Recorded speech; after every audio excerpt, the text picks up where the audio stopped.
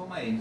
Então vamos falar um pouquinho, né, sobre esse semiótica das paixões, né, fazendo esse recuo aqui para nós tentarmos entender um pouco e sem perder de vista o foco do nosso objeto, né. Esse livro do Denis Bertrand, ele é bem didático, né, e traz muitos exemplos, e enfim, ele não só escreve bem, como a tradução foi muito bem feita, né, então é uma leitura muito agradável, assim, de estar seguindo, né. Uma primeira questão, né, quando vai se falar em paixões na semiótica, né, é que as paixões elas devem ser entendidas como efeitos de sentido, né, que estão no discurso, e não com esse viés, enfim, da psicologia, da psicanálise. Sempre foi uma preocupação e um medo mesmo, né, na verdade, da própria semiótica, é que esse estado passional ele vai ser entendido então como uma variação, não é? Enquanto que o esquema narrativo era sempre aquela coisa da transformação, da relação da junção, né? Disjunção se transforma em conjunção, conjunção se transforma em disjunção e ficava só naquilo, né? Então você tem ali um outro tipo de relação desse sujeito, né? Com um objeto de valor ou com outros sujeitos dentro dessa dimensão da narrativa. E que aí ele vai falar dessa questão da existência modal, que depois a gente vai ver com um pouco mais de detalhes lá para frente, não é? Que é um também dos pontos fundamentais, porque você vai, na semiótica, estabelecer uma sintaxe modal. Não é? Então você vai ter lá um encadeamento de modalidades relacionadas ao ser, sobretudo, mas também ao fazer, e como a aspectualização vai se projetar, vai sobredeterminar essa organização mais discreta que é a sintaxe modal, né? Do querer ser, não saber ser, etc. e tal. Bom, ele vai falar dessas questões que a gente vai ver também lá de como essa dimensão passional ela acaba organizando também nosso imaginário, enfim, sobretudo por meio que vai orientar a moralização, né, por exemplo, nesses discursos, né, assim, valorização e desvalorização de determinadas paixões, né, paixões mais sociais, paixões mais de objetos e tudo mais, não é? E o que mostra que há, de certa forma, uma centralidade da paixão também na constituição dos discursos, não é? E como ele mesmo fala, de certa forma, quando a gente discute essa passionalização dos discursos, isso também acaba remetendo a uma certa virtude social, né? Ou seja, o que uma determinada sociedade entende que são as paixões mais virtuosas, aquelas que não são virtuosas, né? E isso mostra também que há uma certa relatividade nessa dimensão passional dentro de uma sociedade, não é? Por exemplo, na sociedade japonesa, a questão da honra ela é muito mais forte, muito mais presente na regulação das interações sociais do que no Brasil, por exemplo, onde a gente nem fala em honra, digamos assim, né? A não ser em determinados contextos mais pontuais, não é? Sei lá, no Nordeste, ou em determinadas situações do tipo marido traído, etc. e tal. Enquanto que no Japão a gente tem, enfim, toda uma questão da honra que permeia, inclusive, a própria prática política, né? Tanto que o primeiro-ministro lá foi forçado a renunciar, acho que semana passada, essa semana, não sei, por conta de uma fala que ele fez, uma fala meio desajustada, não lembro exatamente. Ele falou, parece assim, ainda bem que Fukushima não foi em Tóquio, uma coisa assim. E aí ele acabou tendo que renunciar por pressão do parlamento e tudo mais. Então tem essa questão da honra muito mais forte, não é? Basicamente, a paixão ela vai surgir dentro da semiótica para se opor inicialmente a essa questão da ação, né? Ou seja, todo aquele esquema narrativo. Isso não semiótica das paixões, não é? Se vocês quiserem, eu também tenho ele escaneado, posso passar para vocês aqui o livro, já que também não está esgotado. E o Bertrand também vai trazer uma outra questão da paixão, que é suscitada pelo Jean-Claude Coquet, que é um semioticista também da primeira geração, lá em torno do Greimas, mas que é pouco entendido e discutido aqui no Brasil, né? Ele não tem muita entrada, apesar de ter um trabalho não traduzido. E que vai estabelecer essa oposição entre razão e paixão, né? Não exatamente entre ação e paixão, e a gente vai pegar aqui, a partir do Bertrand, para falar um pouquinho sobre isso também. Então, começando por essa questão da ação e da paixão, nós né, entendemos que, na semiótica, que o esquema narrativo ele é, digamos, é um esquema muito estável, né, porque ele tem lá o esqueminha manipulação, competência, desempenho e sanção, né? Aí você tem lá todos os detalhes da manipulação, estratégias de manipulação, a organização modal ali na competência, né? Sobretudo em relação ao fazer. Aí você tem lá o desempenho, que é essa relação de conjunção e de junção, e aí você vai, é o sujeito que parte em busca desse objeto de valor, então você também tem a questão da falta, né, que orienta toda a narrativa, e aí o Zilberberg também vai falar que há narrativas que se contrapõem a essa questão da falta, que são narrativas de excesso, e aí o sujeito precisa ir diminuindo esse excesso para, enfim, entrar em conjunção ou entrar numa disjunção com o objeto de valor, enfim.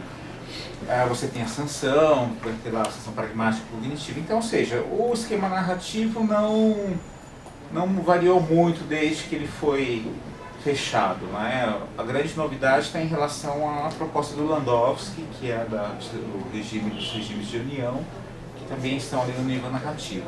Mas esse esquema narrativo clássico ele já está bem estabelecido e não tem muito mais o que fazer, digamos assim. É aquele modelo lá e pronto, né? E uma das características, quando a gente fala da falta, que vai levar a uma conjunção, uma busca de conjunção de um sujeito em relação a um objeto de valor, ou dessa disjunção promovida por um antissujeito, por exemplo, nessa relação de conjunção do sujeito com o objeto de valor, isso vai produzir, digamos, uma discretização dos estados, né? Nós falamos lá de enunciados de estado. Porque o sujeito, quando ele parte para a ação, ele tem um determinado estado. Vamos supor lá o cavaleiro que vai em busca da princesa, então ele tem um enunciado de estado, que é quando ele tem ali toda a organização modal da competência, não é? Então ele tem lá o poder fazer, o saber fazer, o querer fazer e tudo mais. Isso é um estado. Quando ele entra em conjunção, e isso ainda em disjunção com o objeto de valor. Quando ele promove essa conjunção, quando ele consegue então alcançar esse objeto, lá resgatar a princesa, por exemplo, ele vai produzir um outro estado, não é? Então a transformação é isso, você tem lá um estado inicial, um fazer, que vai então realizar essa conjunção, a disjunção, e consequentemente você vai ter um outro estado, o segundo estado, que seria esse estado final. Isso dentro dessa narrativa clássica. No caso que a Waida já falou, né? No caso da semiótica das paixões, ela justamente vai se projetar em relação a esses enunciados de estado, não é? Porque aí é o sujeito que vai ter uma organização modal relacionada ao ser. Se a gente pensa nesse esquema narrativo clássico, ela é muito, digamos, o esquema é muito lógico, não é? Se a conjunção, disjunção, transformação, papum, acabou, né? Mas o que a semiótica das paixões vai dizer é que não. Esse sujeito do estado, que vai ainda entrar em conjunção com o objeto, ele tem, digamos, uma organização passional, uma organização modal passional. Então ele pode ser, digamos, um sujeito ansioso, não é? Enfim, um sujeito não tem uma confiança necessária para realizar aquela conjunção, ou depois da conjunção ele é um sujeito satisfeito, é um sujeito pleno, é um sujeito que, sei lá, com algo melhor autoestima, enfim, todas essas questões, né, que inicialmente no esquema narrativo isso não era observado e não entrava em consideração. Então você tem, digamos, nesse espaço passional, que o Denis Bertrand vai falar, é justamente nesses dois pontos do estado antes dessa conjunção, né, ou da disjunção. E aí ele dá um exemplo lá em relação à questão da impaciência, né? Ele vai falar assim, que a impaciência é um estado iterativo de um sujeito disjunto que virtualiza, ao modo da intensidade, sua conjunção com o objeto desejado. Então o que a gente tem aqui,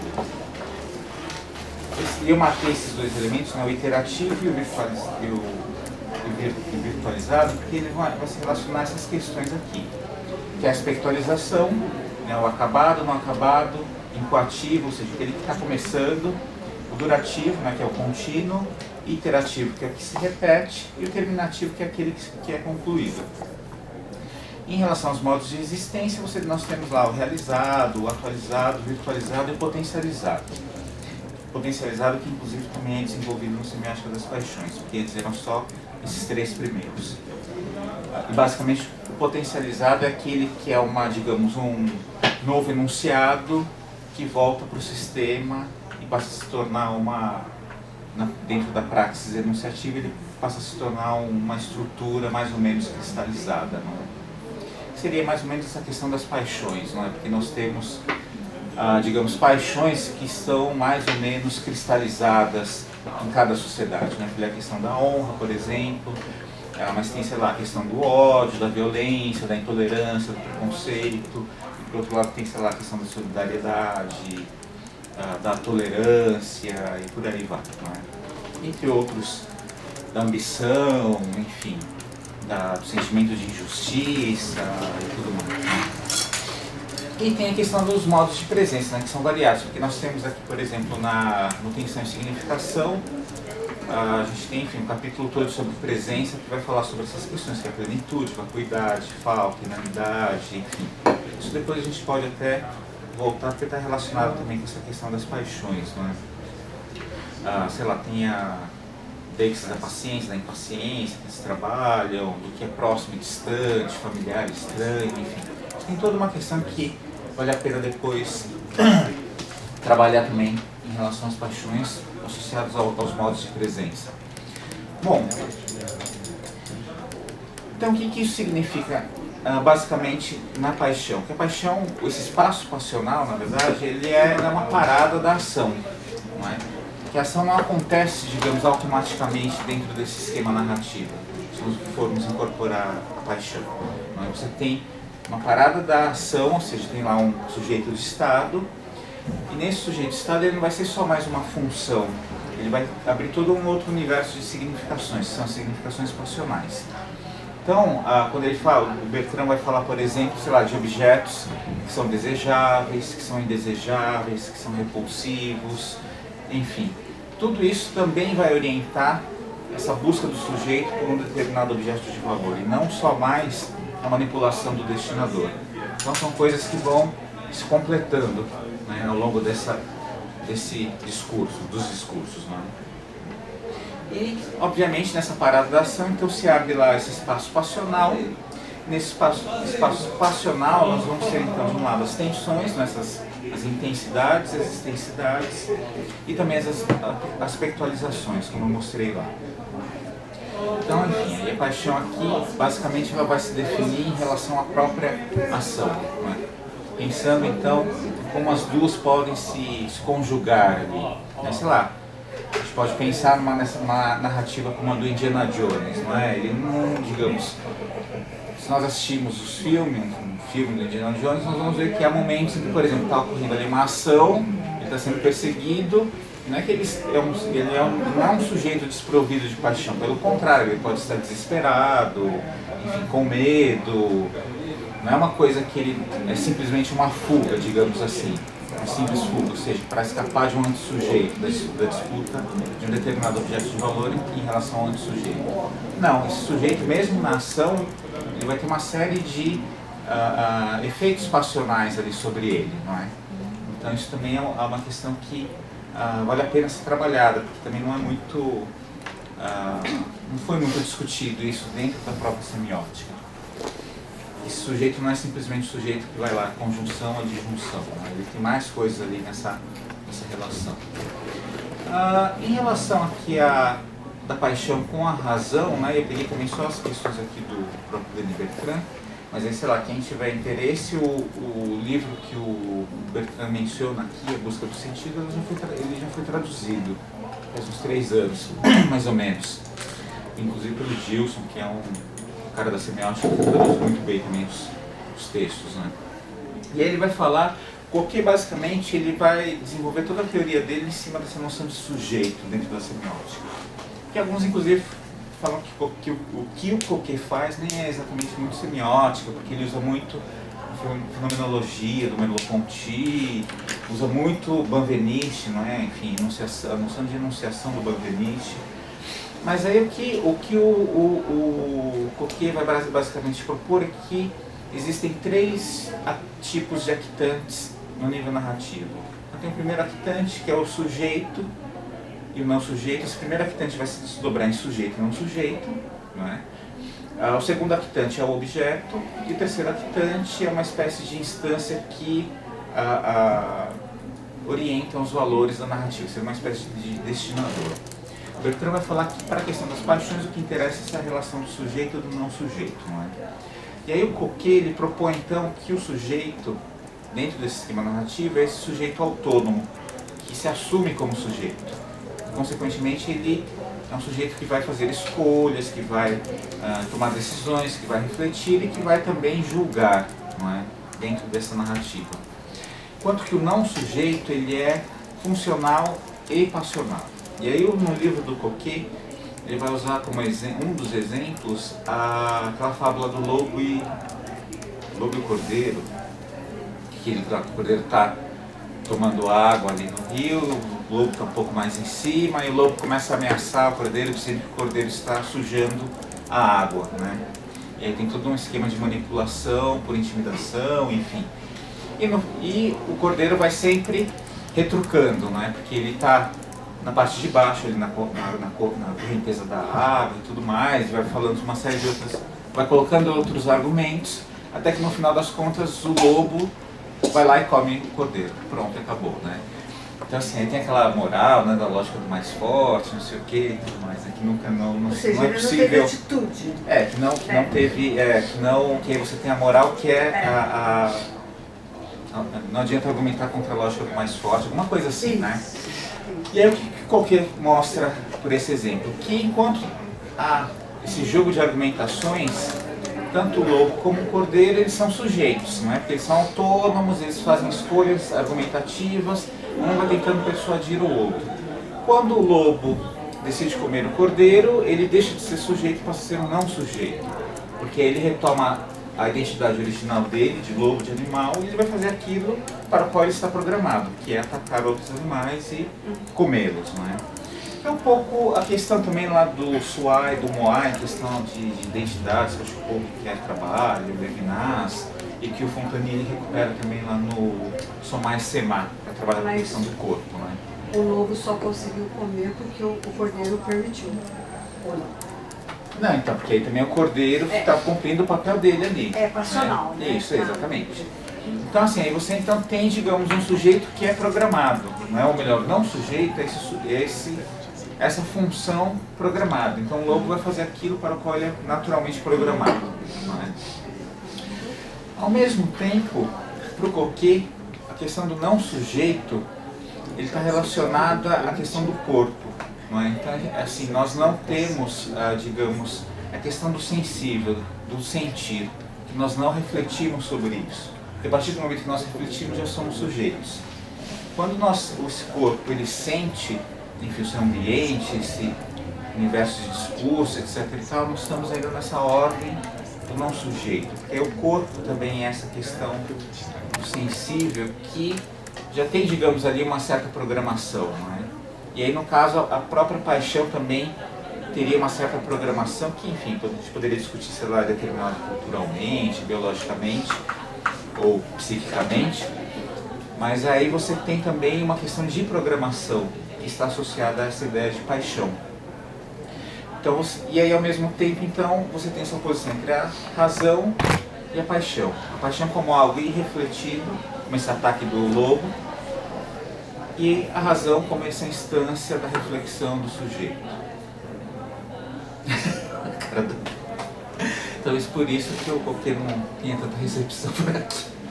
Mas enfim, ele mostra então que assim, essa questão, a paixão então ela vai ter essa relação entre tanto a ação como com a razão. Digamos, retomando duas questões que, enfim, vêm lá da filosofia e tudo mais, né? Bom, mas de qualquer forma, assim, quando o Bertrand vai dar um exemplo, vai desenvolver aqui a questão da semiótica das paixões, ele vai ficar restrito só a essa oposição entre paixão e ação. Ele vai deixar de lado essa questão da paixão e razão, né? Até porque, enfim, é o que é desenvolvido na semiótica das paixões e é, digamos, a primeira via, talvez, para você abordar essa questão dos discursos passionais, né? Então, digamos, a atimia vai ser esse primeiro momento que já vai determinar essa relação do sujeito com um determinado objeto, né? E pensando no sujeito como sujeito de estado. E aí nós vamos pensar nesse estado como esse momento em que o sujeito vai projetar determinados valores em relação a determinado objeto. Não é? Então você vai ter lá objetos desejáveis, odiáveis, repulsivos, almejáveis, temíveis, indispensáveis, irrealizáveis, etc. Isso tudo lá no nível fundamental ainda, não é? Da questão da euforia e da disforia. Mas já pensando um pouco também na questão da modulação, né? Que aí não se trata mais só de ser eufórico ou disfórico, no final das contas. Não é? Até porque, e aí também se retoma aqui no Semiótica das Paixões, não é? No fundo, essa questão da atimia, lá no nível tensivo, ela vai estar relacionada a uma espécie de proto-sujeito que vai se relacionar também com o proto-objeto e basicamente vai ser essa relação de atração ou de repulsão. E que aí mais para cima ele vai lá no nível narrativo, né, passional, narrativo, digamos assim, é que ele vai ter digamos, um refinamento de que tipo de paixão nós vamos encontrar nesse livro.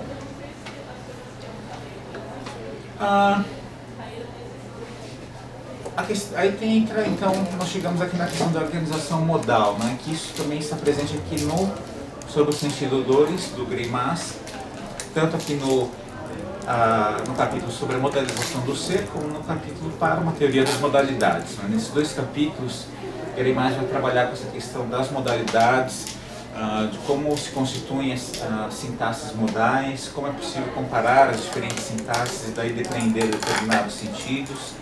Me achei um capítulo que vale a pena ler e ler com uma certa atenção, porque ele vai ajudar a entender algumas dessas relações que aparecem no Semiótica das Paixões, no final das contas. Né? Esse valor do objeto ele vai ser estruturado como uma modalidade também. Não é? Então, um objeto desejável está na ordem do querer ser, por exemplo, né? Do indesejável, do não querer ser, e por aí vai. Além disso, se a gente for pensar mais uma vez que nós não estamos mais na ordem do estável, que o esquema narrativo clássico ele começa a ser, digamos, problematizado a partir das paixões, então essa própria relação do sujeito com o objeto começa a ser perturbada também, não é? Porque você vai ter essa questão da projeção, você vai ter a questão da presença de outros atores, não é? Como tem aqui tem um ensaio aqui no Semiótica das Paixões que vai falar da questão do ciúme. Isso tem muito a ver com a presença de outros atores no discurso, enfim, da própria questão dos simulacros, de como o sujeito constrói o próprio simulacro, o simulacro do outro, etc. e tal. Então você começa a ter aquela relação que era simplesmente disjunção, conjunção, começa a ficar instável, né? Porque aí o sujeito está em disjunção, ele, por exemplo, ele não querer ser, ou seja, que ele não se considera capaz de entrar em conjunção com determinado objeto de valor.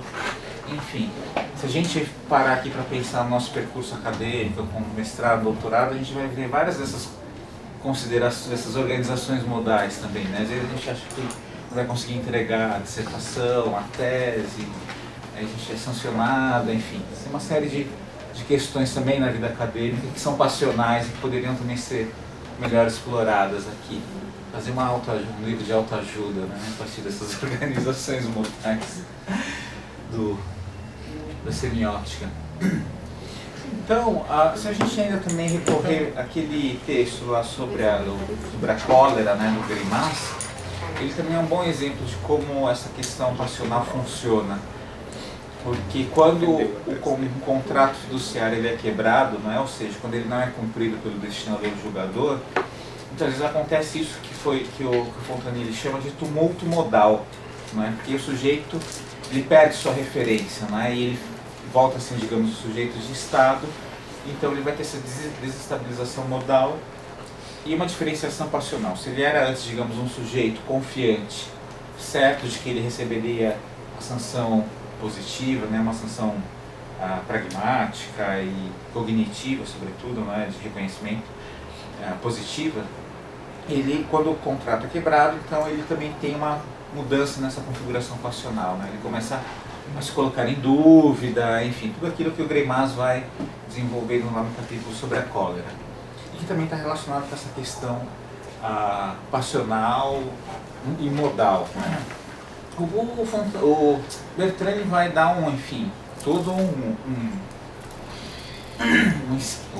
os esquemas de organizações, da organização modal, mas assim, da organização modal simples, não é?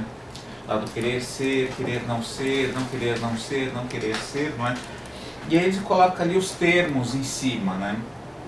Que aí nós vamos ter lá, sei lá, o querer ser vai ter desejável e invejável. A diferença aqui vai ser justamente espiritual, não é? Tem um que é mais incoativo, outro é mais durativo, né? No caso do invejável, mais durativo, o desejável é mais incoativo. Aí a gente vai ter lá nocivo, odiável, temível, né? Temível acho que é mais terminativo, enfim. Odiável é mais, acho que imperativo, mas enfim. A questão é que assim, ele vai mostrando essa organização que ainda é uma organização simples, ele até, enfim, não trabalha com uma sintaxe modal mais complexa, como o próprio Greimas trabalha aqui sobre o sentido 2. Acho que no próprio sobre a cólera, da cólera ele vai trabalhar um pouco com isso, não é? Enfim. E aí, bom, de qualquer forma, assim, seria esse o esquema padrão, não é? Básico ainda, de uma organização passional, modal, não é? Que tem uma projeção da aspectualização aqui. Aqui é só para ver, isso aqui já está tudo lá no livro. Então, o que ocorre é isso, né? Essa questão do aspecto, que é importante para a semiótica das paixões, sobretudo nesse primeiro momento, não é? Que foi um momento inicial de desenvolvimento da semiótica das paixões. E que é uma questão que está sendo retomada. Inclusive agora, o pessoal da semiótica lá no Congresso da Linguística, né, Abralin, justamente o grupo ele se reuniu para discutir essa questão da espiritualização esse ano. Para retomar um pouco essas questões da espiritualização que foram deixadas de lado, na verdade, né, estão sendo retomadas agora. Então, assim, a espiritualização ele vai então sobredeterminar essa estrutura modal. Não é? Então, querer ser, ele pode ser, sei lá, incoativo, ele pode ser durativo, ele pode ser, sei lá, terminativo, né? Quando esse sujeito consegue se tornar aquilo que ele quer, por exemplo, enfim. Então, é justamente a aspectualização que vai fazer com que essa estrutura ainda discreta, fixa, né, da organização modal, ele vai fazer essa organização modal ficar mais maleável, digamos assim, né? Vai ter uma variação maior, porque o desdobramento dessa projeção da aspectualização é que vai fazer com que um querer ser seja diferente de outro, por exemplo. Um querer ser que é incoativo, por exemplo, sei lá, você está começando um mestrado, então você quer ser mestre, você, digamos, é um projeto inicial, né? É um querer ser. Aí você quer ser professor, você conseguiu, aí você já tem, digamos, essa satisfação de ter realizado alguma coisa nesse sentido. Então, assim, a estrutura modal não varia tanto, que vai fazer com que tenha essa variação, essa modulação, e justamente a espiritualização. E ele vai falar aqui, na página 371, esse exemplo da impulsividade da obstinação. Deixa eu retomar aqui.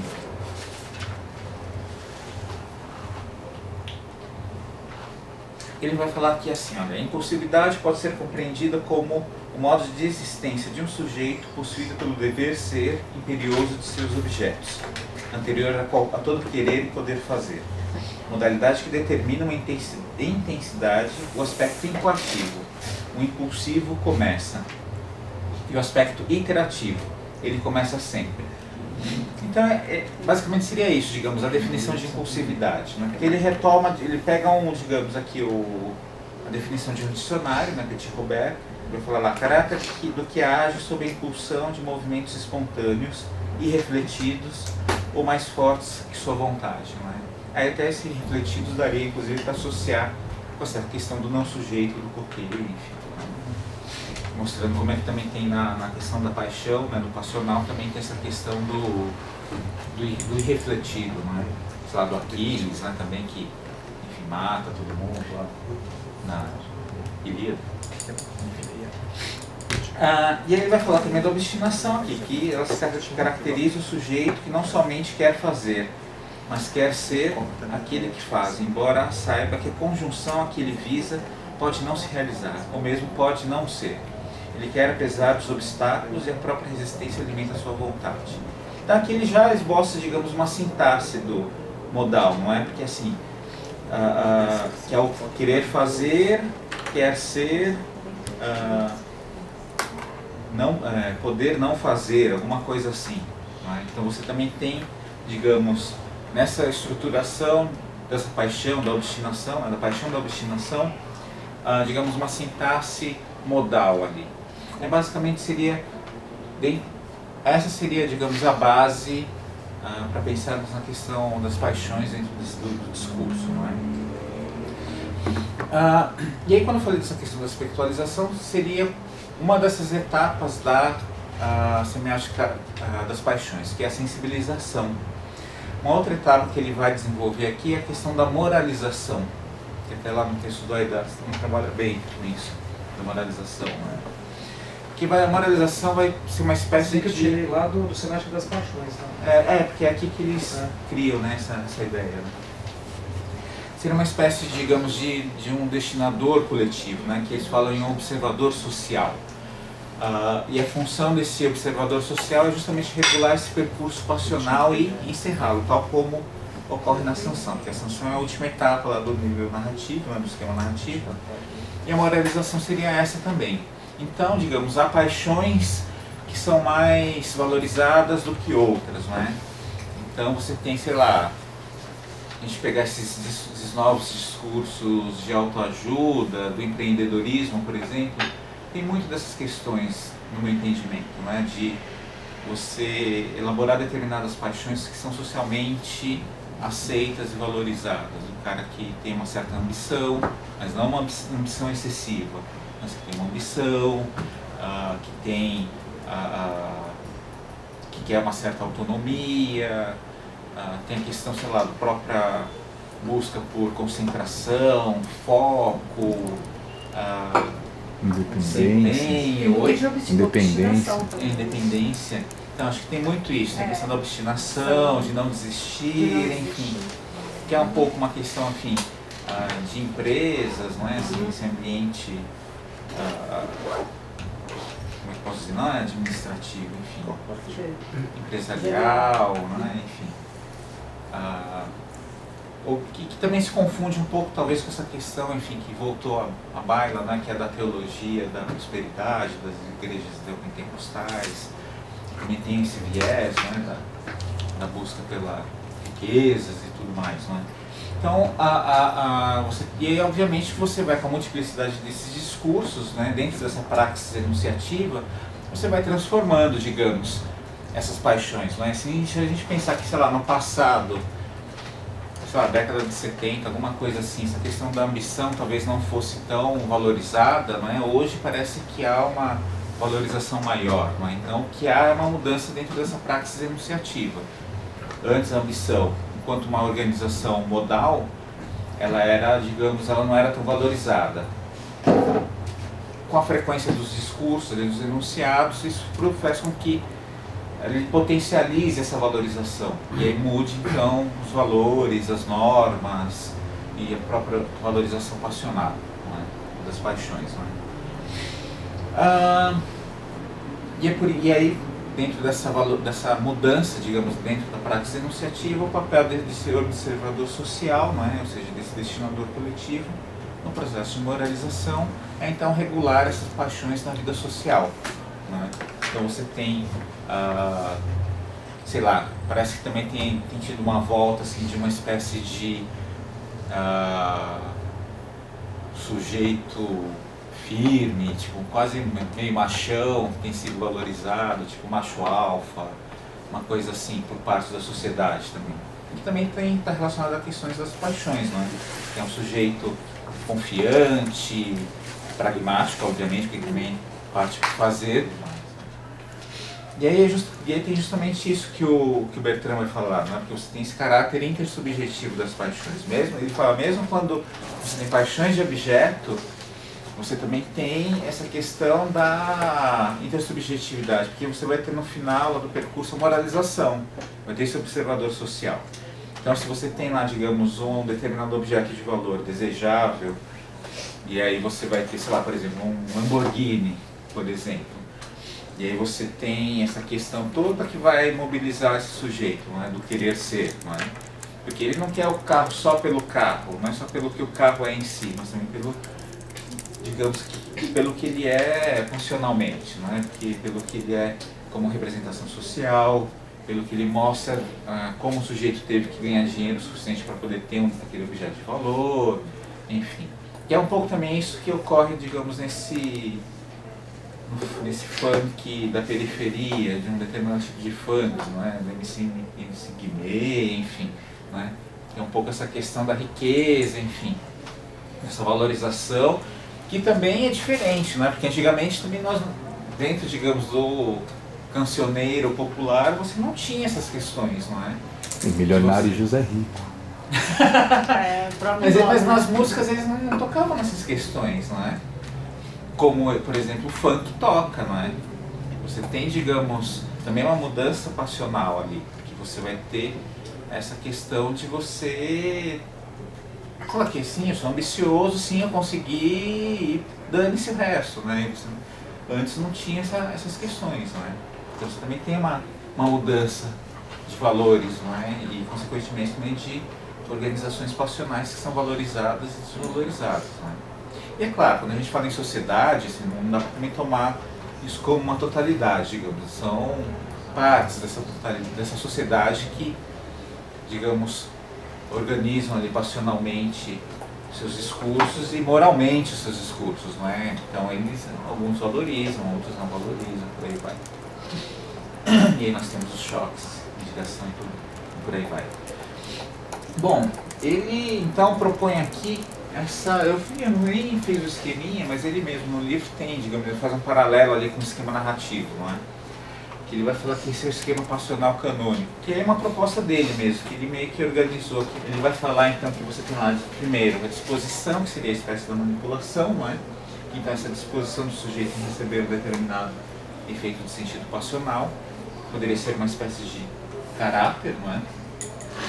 Em segundo lugar, vai ter a sensibilização, que nós já vimos, que é a organização modal e espectrual. Depois vai ter, que seria equivalente lá à competência, não é? E aí também é onde se situa a organização modal das paixões. Aí tem a emoção, que é uma espécie de crise passional, que ele fala, né, que se prolonga, que vai atualizar a sensibilização, ou seja, na emoção você vai ter lá, digamos, essa quebra de contrato, aí você vai ter o tumulto modal, então você vai ter uma reorganização modal das paixões. Então você tem essa atualização da sensibilização na emoção, que é bem diferente lá da emoção que está no tensão e significação, por exemplo, né? E depois tem a moralização, que também nós já vimos, que é a sanção social da paixão, né? E aí a gente pensa, por exemplo, aqui na questão da disposição, ele poderia, por exemplo, ser pensado dentro dessas questões das manifestações, não é? De como esses grupos políticos eles vão trabalhar, digamos, com determinados discursos que vão ter uma certa receptividade em uma parcela da sociedade, né? Então é lá o Lula ladrão, é o cara que é o Bolsa Fome lá, que é o Bolsa Família, que é o vagabundo. Isso começa, digamos, a ter um certo contágio, que é esse conceito do Landowski. Mas dentro desse contágio, eu entendo, pelo menos, que há tem que ter uma certa disposição de parte da sociedade para comprar esse tipo de discurso. E ao mesmo seria tempo... uma espécie de receptividade passional, seria isso? Seria isso, exatamente, determinada... porque assim, seria, digamos assim, esses valores já estavam latentes nesses sujeitos, em parte dessa sociedade. Não é? Porque não adianta a gente pensar que a sociedade brasileira ela é progressista, enfim, não é? Então ela já teria, digamos, ali uma organização, uma proto-organização passional ali latente, tá todo mundo quieto, só na sua casa falando assim, na época da ditadura que era boa, bem baixinho, assim, pro marido falando pra esposa, alguma coisa desse tipo. Quando as redes elas começam a reproduzir determinado tipo de discurso, isso começa, digamos, a encontrar um terreno fértil, porque as pessoas já têm uma, digamos, disposição para isso. Porque elas compram, digamos, esse tipo de discurso. E começam a reproduzir e organizam isso em si. Isso, claro, estou pensando isso como hipótese ainda, né? Mas que poderia ir um pouco nesse sentido, né? O não sujeito, digamos assim, que seria esse ponto da paixão, ele estaria mais nessas, digamos, ações violentas, ou nesse discurso de ódio, essa coisa como tem lá no doc que você exibiu, que tem lá o cara protestando, reclamando que ele quer de volta a sua liberdade de expressão, porque ele está numa ditadura comunista e não sei o que, não é? Que, assim, que é uma coisa que já foi, porque assim, a reprodução de um discurso irrefletido esse, não é possível, não consigo encontrar outra explicação para esse tipo de enunciado, não é? Então que é a reprodução, digamos, de um determinado discurso que a pessoa só vai reproduzir, não é? Que é mesmo aquela coisa dos boatos, né? O filho do Lula, o Lulinha era sócio da Friboi, não sei o quê. Então é um pouco isso também. Então acho que teria dentro desse foco, mas antes acho que também teria essa questão da paixão dentro desse esquema do Bertrand em relação a essa questão da disposição, depois de uma sensibilização, que estaria aí, a gente teria que pensar um pouco nessa questão do ódio, enfim, que aí vai se constituindo, vai se construindo ali nesse percurso, né? E aí vai ter como foco, enfim, a esquerda, o Lula, o PT, enfim, os beneficiados pelas políticas sociais, as minorias, né, os negros, as mulheres, os homossexuais, que vão ser foco, digamos, dessa direita que foi pra rua, né, de certa forma. E pensando também em diferentes tipos digamos, diferentes graus de ódio, né, talvez uma ira, uma raiva, para chegar a essa questão do ódio mesmo, da intolerância, enfim, e da própria violência.